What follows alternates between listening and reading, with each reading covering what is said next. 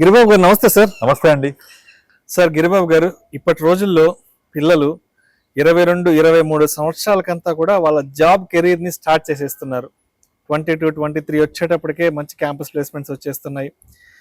Yearly మంచి attractive salary వస్తుంది కాబట్టి సో అంటే పిల్లలు అప్పుడప్పుడే ఎవరైతే మంచి అట్రాక్టివ్ శాలరీతో కెరీర్ స్టార్ట్ చేస్తుంటారో మరి అటువంటి వాళ్ళు నాన్నకు ప్రేమతో ఏదైనా ఒక ఫైనాన్షియల్గా ఏదైనా రిటర్న్ గిఫ్ట్ ఇవ్వాలి అంటే మరి పిల్లలు ఎలా ప్లాన్ చేసుకోవచ్చు అంటారు? ఎందుకంటే ఆ నాన్న ఆయన జీవితాంతం కష్టపడి ఆయన ఒక పూట తినకుండా ఎంతో కష్టపడి పిల్లల్ని అభివృద్ధిలోకి తీసుకొస్తారు. సో పిల్లలు అభివృద్ధిలోకి రావడమే పేరెంట్స్కున్న పెద్ద డ్రీమ్ కాబట్టి సో పిల్లలు ఒక 22-23లో ఉన్నారంటే ఆబ్వియస్గా పేరెంట్స్ కూడా ఫాదర్ కూడా ఒక 47 to 50 years ఆ ఏజ్లో ఉంటారు కాబట్టి అంటే ఫాదర్కి 50 ఏళ్ళ వయసు వచ్చేటప్పటికే పిల్లలు బాగా చేతికి అందొచ్చేస్తారు కాబట్టి మరి కెరీర్ని స్టార్ట్ చేసి మంచి అట్రాక్టివ్ శాలరీతో ఉన్న పిల్లలు మరి నాన్నకు ప్రేమతో ఏదైనా ఒక మంచి ఫైనాన్షియల్ రిటర్న్ గిఫ్ట్ ఇవ్వాలి అనుకుంటే ఎటువంటి ఇన్వెస్ట్మెంట్స్ ప్లాన్స్ చేసి నాన్నకి ఇవ్వచ్చు అంటారు ప్రేమతో?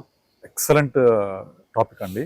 నార్మల్గా ఇప్పుడు చాలా చూస్తుంటాం మనం, పిల్లలు వాళ్ళ కెరియర్ సెటిల్ అయ్యే వరకు ఫాదర్ తన కాళ్ళకు చెప్పుడునే లేదా అని చూసుకోకుండా పిల్లల కోసం కష్టపడుతూ ఉంటాడు. అలా పెరిగి పెద్దయి కెరియర్లో సెటిల్ అయిన కొంతమంది పిల్లలు మళ్ళీ దాని తర్వాత వాళ్ళ ఓన్ కెరియర్, తనకు మ్యారేజ్ అవ్వడము, వైఫ్, పిల్లలు, తన కెరియర్, తన పిల్లల జీవితం ఇలా కిందకి చూస్తూనే ఉంటారు అందరు కూడా. అంటే మనం జనరల్ చెప్తూ ఉంటాను, ప్రేమ నీళ్లు కిందకే ప్రవహిస్తాయి, పైకి వెళ్ళవు అవి. ప్రేమ పైకి వెళ్ళాలన్నా నీళ్లు పైకి వెళ్ళాలన్నా పుష్ చేయాలి మనం కింద నుంచి. వాటర్ పుష్ చేయాలంటే మోటార్ కావాలి, పవర్ కావాలి. ప్రేమ పైకి వెళ్ళాలంటే ఫాదర్ దగ్గర ఇన్కమ్ ఉండాలి. బట్ దీనికి భిన్నంగా మీరు అడిగారు ఫస్ట్ టైం. నేను ఇంతవరకు ఇలాంటి క్వశ్చన్ కూడా ఎదుర్కోలేదు. But really excellent question. But మనము ఈ నాన్నకు ప్రేమతో తండ్రికి ఏదైనా రిటర్న్ గిఫ్ట్ ఇవ్వాలి అనేది వెరీ గుడ్ కాన్సెప్ట్. అయితే మనం గమనిస్తుంటే చాలా మంది వాళ్ళకి అప్పుడప్పుడే కెరియర్లో సెటిల్ అయ్యి నెల జీతం చేతికి అందగానే ఫాదర్ పంపిస్తూ ఉంటారు. ఫాదర్ ఏం చేస్తారు, ఊర్లో చిట్టీలు వేస్తూ ఉంటారు. మీరు 90% గమనించండి, ఈ డబ్బులు మా అబ్బాయి పంపించాడు, నేను వాడుకోకూడదు, ఈ డబ్బులు మా అబ్బాయే తిరిగి వాడికి ఇచ్చేయాలి అని చిట్టీలు వేస్తూ ఉంటారు ఊర్లలో. 90% చేసే పని ఇదే. నేను ఇన్వెస్టర్స్ మాట్లాడితే పెళ్లి కాకుండా యంగ్ ఇన్వెస్టర్స్ ఏం చేస్తున్నారు మీ సేవింగ్స్ అంటే, నేనేం చేయట్లేదు, మా ఫాదర్కి పంపిస్తాను, ఆయన చిట్టీలు వేస్తాడు. మా ఫాదర్కి నెలకు ఒక 20,000 పంపిస్తాను. ఊర్లో వాటిని చిట్టీలో మారుస్తుంటారు. మార్చి ఒక 20 months 30 months depending on the period. అది అయిపోయిన తర్వాత పొలమో స్థలమో లేకపోతే ఏదో ల్యాండ్ కొనేస్తూ ఉంటారు. అలా అబ్బాయి సంపాదించే డబ్బుల్ని ఫాదర్ ప్లానింగ్ చేస్తూ ఉంటారు. యాక్చువల్గా అక్కడ ఉద్దేశం ఏంటంటే ఫాదర్ యొక్క ఫైనాన్షియల్ స్టెబిలిటీ కోసం ఫాదర్కి ఇవ్వడం కాదు, ఆ అబ్బాయి సంపాదించిన దాన్ని ఫాదర్ తిరిగి ఎలా ఇవ్వాలి మా అబ్బాయికి భద్రంగా ఆలోచిస్తున్నాడు. కానీ అడిగిన ప్రశ్న రివర్స్ ఇది. అంటే ఇక్కడ కొడుకు అనేవాడు ఎందుకు ఇస్తున్నాడంటే నాన్నవి ఇవి ఖర్చు పెట్టుకుని తినాలి, ఆయన కంఫర్ట్స్ అన్ని చాలా సంతోషంగా ఆయన తీర్చుకోవాలి అని కొడుకు ఇస్తున్నాడు. ఇక్కడ ఫాదర్ ఏం చేస్తున్నాడంటే ఆ కొడుకు ఇచ్చిన డబ్బుల్ని మళ్ళా దాచిపెట్టి మళ్ళా పొదుపు చేసి మళ్ళీ అవి కూడా మళ్ళీ తీసుకెళ్లి కొడుకే ఇస్తున్నాడు. కానీ అక్కడ తండ్రి ఎక్కడా కూడా ఆయన సుఖపడడానికి ఎక్కడ ఆలోచన చేయట్లేదు. ఎగ్జాక్ట్లీ. సో మేడం ప్రశ్న అందుకే ఇది విభిన్నంగా ఉంది అని చెప్తున్నాను. రీసెంట్ గా నాకు ఒక క్లయింట్ కాల్ చేశారు US నుంచి. సో తన ఉద్దేశం ఏంటంటే, ఇండియాలో పేరెంట్స్ ఉన్నారు, పేరెంట్స్కి నేను ఎవ్రీ మంత్ మెయింటెనెన్స్ ఇవ్వాలి. ఆ మెయింటెనెన్స్ ఇవ్వాలి అంటే నా దగ్గర ఒక 50 lakhs ఉన్నాయి, ఆ 50 lakhs వాళ్ళ అకౌంట్లో వేసేసామనుకోండి, వాళ్ళు తింటూ కూర్చుంటారు. కానీ అప్పుడు కరిగిపోతాయి కదా 50 lakhs కూడా. కానీ అలా కాదు, ఈ 50 lakhs నుంచి నాకు వచ్చే ఇన్కమ్ వాళ్లకు మంత్లీ ఎక్స్పెండిచర్కి సూటబుల్ అవ్వాలని చెప్పేసి నాకు అడిగారు అనమాట. మరి మీరు ఆలోచన ఏంటి అంటే, నేను ఈ పని 2 సంవత్సరాలు చేస్తున్నాను, ఒక 50 lakhs వర్త్ ఉండే ఒక ఫ్లాట్ కొని దాన్ని అద్దెకి ఇచ్చేస్తే నాకు కిరాయి వస్తుంది. ఇప్పుడు హైదరాబాద్లో 50 lakhs ఫ్లాట్ కొంటే మీకు రెంట్ ఎంత వస్తుంది? 15,000-16,000. లేదా 50,000 రెంట్ రావాలంటే మినిమం బడ్జెట్ 1,00,00,000 బట్ ఆయన బడ్జెట్ లేదు.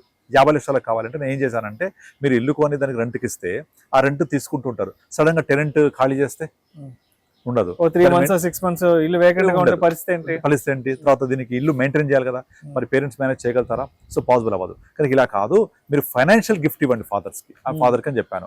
ఆ ఫైనాన్షియల్ గిఫ్ట్ ఏంటి? మీరు ఈ మనీ తీసుకెళ్లి మ్యూచువల్ ఫండ్స్ ఇన్వెస్ట్ చేయండి. మనకు SWP అని ఒక విధానం ఉంటుంది. SWP విధానంలో పేరెంట్స్ కోసం కాబట్టి 9% వరకు తీసుకోవచ్చు. మీరు 9% తీసుకుంటే 50 lakhs మీద ఎగ్జాక్ట్లీ 37,500 rupees మంత్లీ వస్తుంది మనకు. ఎగ్జాక్ట్ 37,500 కొంచెం యాడ్ చేసి 40,000 రూపీస్, 40,000. అంటే అమ్మకు ఒక 20, నాలుగు 20,000 ప్రతి నెల. ఉండడానికి సొంత ఇల్లు ఉంది. ఈ 50 లక్షలు ప్రతి నెల జనరేట్ చేస్తూ ఉండాలి సిస్టమేటిక్ విత్డ్రాల్ ప్లాన్ ద్వారా. ఈ జనరేట్ చేస్తుంటే వాళ్ళు బ్రతికినంత కాలం ఈ డబ్బులు ఎంజాయ్ చేసుకుంటూ ఖర్చు పెట్టుకుంటూ బ్రతికేయచ్చు. 50 లక్షలు పెరుగుతుంది కదా, మళ్ళీ పెరిగినప్పుడు ఒక 2-3 years ఒకసారి కొంచెం పెంచుకుంటూ ఉండాలి ఇన్ఫ్లేషన్ ప్రకారంగా. అలా వాళ్ళకి ఇచ్చే మంత్లీ సిస్టమేటిక్ విత్డ్రాల్ ప్లాన్ కొంచెం పెంచుకుంటూ వాళ్ళకు నీడ్స్ ఫుల్ఫిల్ చేసుకోవడానికి సరిపడ 40,000 రూపాయలు ఇచ్చుకుంటూ పోవచ్చు. ఇలా చెప్పినప్పుడు ఆయన చాలా ఆశ్చర్యపోయాడు. నేను ఇప్పటిదాకా ఇల్లు కొని దాన్ని కిరాయి తీసుకొని తిందాం అనుకున్నాను, కానీ ఇలా ఒక అవకాశం ఉందని నాకు తెలియదు, థ్యాంక్స్ యూ సో మచ్ అని చెప్పేసి ఒక 2 years బ్యాక్ స్టార్ట్ చేశాము. ఈ రోజు వాళ్ళ ఫాదర్కి మదర్కి చెరి 20,000 వస్తున్నాయి. పోర్ట్ఫోలియో కూడా మంచిగా పెరిగింది అండ్ ఇంత ఒడిదుకున్నప్పుడు మంచిగా పెరుగుతూ పోతుంది. అండ్ ఇంకొక ఇంపార్టెంట్ ఏంటంటే ఇది చాలా లిక్విడేటబుల్ నేచర్. రేపు పొద్దున ఇంకా పేరెంట్స్ ఇద్దరు లేను అనుకున్న రోజు ఈ డబ్బుల్ని మళ్ళీ అతను యూఎస్కి తీసుకెళ్ళిపోవాలనుకుంటే అంత ఒక క్లిక్ అవే, బటన్ అవే, విత్డ్రా చేసుకుంటే తనే నామినీ ఉన్నాడు కాబట్టి వెళ్ళిపోతుంది, ఎవరికి యూఎస్కి వెళ్ళిపోతుంది. అదే ఇల్లు కొంటే అమ్మగలుగుతారా? అమ్మలేరు.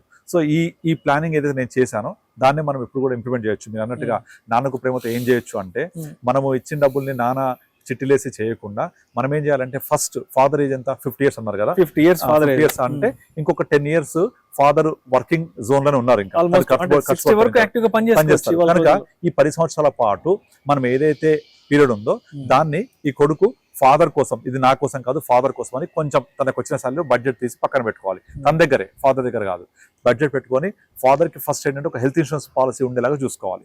ఫాదర్ కి మదర్ కి ఇద్దరికి ఒక health policy, family floater parents కి తీసుకుంటే రేపు పొద్దున ఏదైనా అనారోగ్యమై హాస్పిటల్ అడ్మిట్ అయితే మళ్ళీ కొడుకే కదా బర్డన్ అంతది.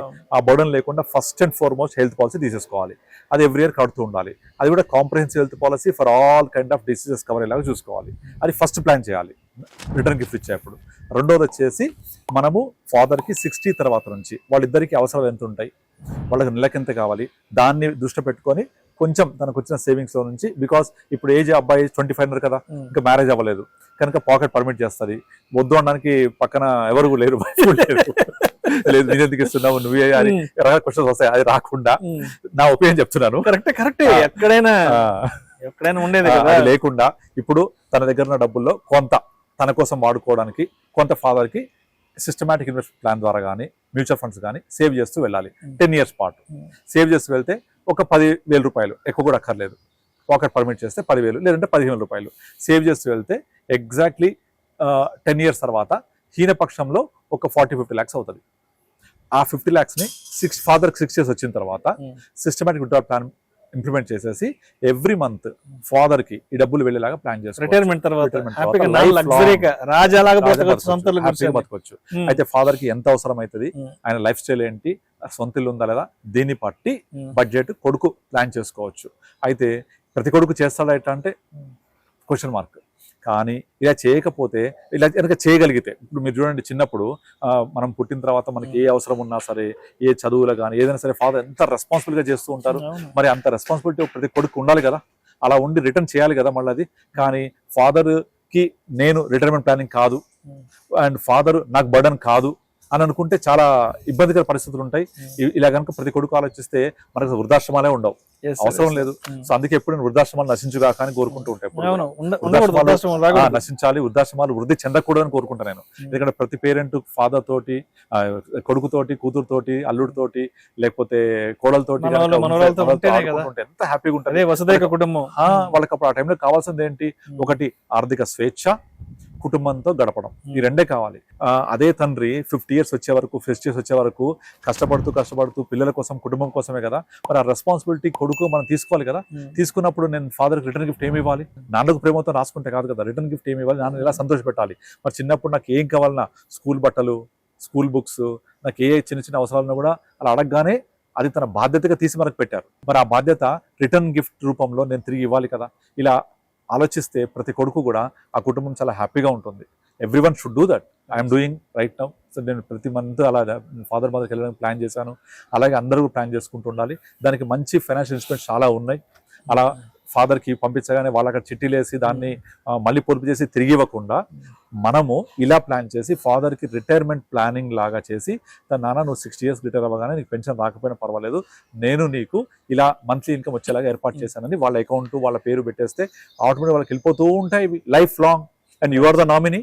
రేపు పొద్దున పేరెంట్స్ లేని రోజు ఆ డబ్బులు మళ్ళీ మీకే వస్తాయి, అవి yes yes నీకు పనికి వస్తాయి, మళ్ళీ నీ రిటర్న్ ప్లానింగ్ అయిపోతుంది. ఫస్ట్ 25 yearsకి జాబ్ రాగానే ఎప్పుడైతే మనం ఒక స్టెప్ తీసుకుంటాం, ఇన్వెస్ట్మెంట్ స్టెప్, అది మీ ఫాదర్ జనరేషన్ని మీ జనరేషన్ కూడా కాపాడుద్ది. Right, అంత sir. పవర్ ఆఫ్ కాంపౌండింగ్కి అంత పవర్ ఉంటుంది. Right, దాన్ని sir. ఎంజాయ్ చేస్తూ మన పేరెంట్స్ కూడా మనము దీన్ని ఇవ్వగలగాలి. సో ఈ ఫాదర్స్ డేకి ప్రతి ఒక్క కొడుకు వాళ్ళ ఫాదర్కి ఇలా కనుక ఇవ్వగలిగితే ఎక్సలెంట్గా ఉంటుంది. Thank you so much Giribabu garu. Thank you అండి. పిల్లల కోసం వాళ్ళ జీవితాలని ధారపోసి పిల్లల తండ్రికి. వృద్ధిలోకి తెచ్చిన తండ్రికి పిల్లలు ఫైనాన్షియల్ గా ఉన్న రిటర్న్ గిఫ్ట్స్ ఇస్తే ఎలా ఉంటుంది అనే దాని గురించి చాలా చక్కగా, చాలా ఎమోషనల్ గా మన ఆడియన్స్ కి తెలియజేశారు. వాళ్ళకి ఏదో పండక్కి బట్టలు పెట్టడము, లేదా మన ఊరికి వెళ్ళడము, వాళ్ళు ఇక్కడ రావడం కాదు. వాళ్ళు జీవితాంతం నా కొడుకు దర్జాగా సొంత ఊర్లో కాళ్ళ మీద కాలు వేసుకొని అలా మహారాజులాగా బ్రతకడానికి ఒక ఏర్పాటు. ఒక ఏర్పాటు అంతే. ఆ ఏర్పాటు చేసేసామంటే ఇంకా వాళ్ళకు అంతకు మంచి హ్యాపీనెస్ ఉండదు వాళ్ళకి. ఇంకా అప్పుడప్పుడు మాట్లాడుతూ ఉండి వాళ్ళు కోరుకునేది ఏముండదు, జస్ట్ మాట్లాడాలని కోరుకుంటారు అంతే. మనుషులు కావాలి, మాట్లాడాలి, అంతే చాలు. అది చేయండి, మీరు ఏం చేయాల్సిన అవసరం లేదు. They will be very very happy. ఆ హ్యాపీనెస్ ఇక్కడ నుంచి మళ్ళీ మన పిల్లలు నేర్చుకుంటారు. నేర్చుకొని మనకు రెసిప్రాసిటీగా మన పిల్లలు మనకి ఇస్తారు తిరిగి. మనం ఎన్ని నేర్పితే కదా నేర్చుకునేది. నువ్వు మీ ఫాదర్ అలా చూస్తే వాడు వాళ్ళ ఫాదర్ అలా చూస్తాడు. రైట్ సార్, అంతే కదా. Thank you so much. నాన్నకి ప్రేమతో ఈ వీడియోని అంకితం చేద్దాం. థ్యాంక్ యూ అండి. Thank you so much. Giribabu గారు.